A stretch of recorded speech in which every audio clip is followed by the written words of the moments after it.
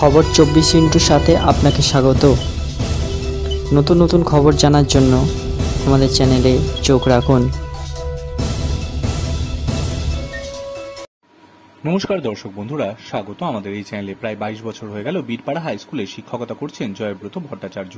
2 দশক ধরে শিক্ষাক্ষেত্রে তার অবদানের জন্য এবার তিনি আলিপুরদুয়ার জেলা থেকে শিক্ষারত্ন সম্মানের জন্য মনোনীত হয়েছেন। কর্মজীবন শুরু করেছিলেন পুলিশের চাকরি দিয়ে, পরে স্কুল সার্ভিস কমিশনে বসেন শিক্ষক হন। এখন বীরপাড়া হাই স্কুলের প্রধান শিক্ষক জয়ব্রত ভট্টাচার্য। এবার তিনি শিক্ষারত্ন সম্মান পাচ্ছেন। 1999 সালে রাজ্য পুলিশে যোগ দেন, সাব ইন্সপেক্টর পদে যোগ দেন। এরপর এসএসসিতে বসেন, পাশও করেন।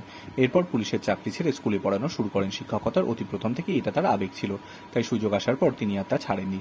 বীরপাড়া চা বলায় পরে সভাপতি, চা বলায় ছেলে মেয়েদের শিক্ষিত করে তোলাটাই তার প্রধান চ্যালেঞ্জ। স্কুল ছুট পড়ুয়াদের স্কুলমুখী করতে তিনি নিরলস প্রয়াস চালাচ্ছেন। জয়ব্রত ভট্টাচার্য বলেন, ইমেলে আমাকে জানানো হয়েছে, এটা নিঃসন্দেহে আমার জন্য আনন্দের। আমার 22-23 বছরের শিক্ষক জীবনে যেটুকু অবদান আমার ছাত্রছাত্রীদের জন্য রাখতে পেরেছি, সেটা স্বীকৃতি হিসেবে আমি এটাকে দেখছি।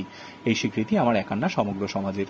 তার এই সম্মানে খুশি তার সহকর্মীরাও। বীরপাড়া হাই স্কুলের শিক্ষক শিক্ষিকা সুভদ্রা সোরেনের কথায় তাদের স্কুলের প্রধান শিক্ষক এই সম্মান পাচ্ছেন, তাতে তারা গর্বিত।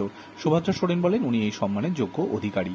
ওনার অক্লান্ত পরিশ্রম আমরা দেখি। বীরপাড়া হাই স্কুলের উন্নতির শিখরে পৌঁছে ওনার অবদান না বললেই নয়।